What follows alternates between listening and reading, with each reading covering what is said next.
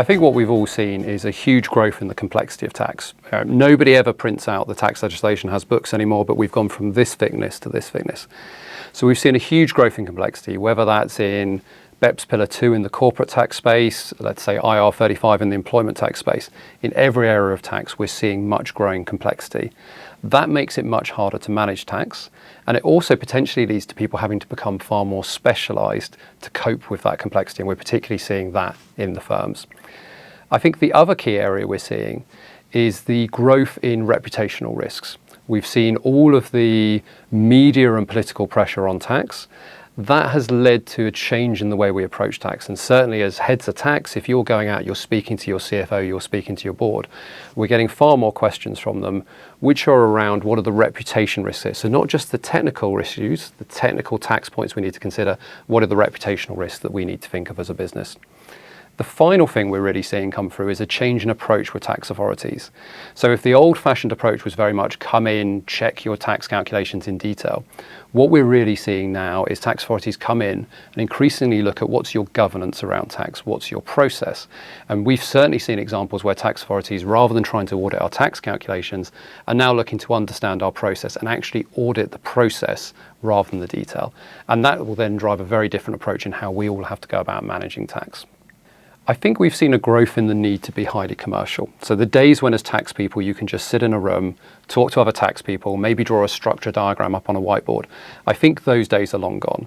In order to really understand the tax risks and the tax issues in a business, you have to be out in the business, communicating with them day to day and be really plugged into what's going on.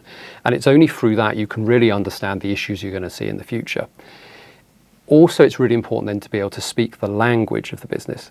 If you can speak the language that they're used to, if you can show that you understand the business and you can show that you're willing to compromise, you're far more likely to get them to change. I think the second key area is really around processing technology. And I know process as an idea is not something that tends to get people out of bed in the morning. But again, as tax people, the days when we could sit there and just say, this is the tax technical answer, we're not going to be involved in the process. We'll let someone else do that. Those are long gone. With the attention tax authorities are giving to governance and process, we as tax people really need to get involved in the processes and make sure they are doing what they need to do.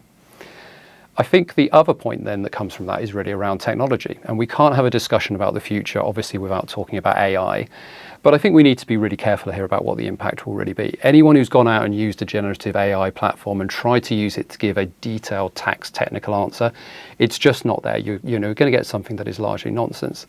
Having said that, you have to be careful with technology. I think there's a saying that everyone overestimates the impact of technology in 1 year and underestimates the impact in 10 years. So I think we've all got to keep a very careful eye on how that technology develops. In the shorter to medium term, though, there are tools that are already having an impact today.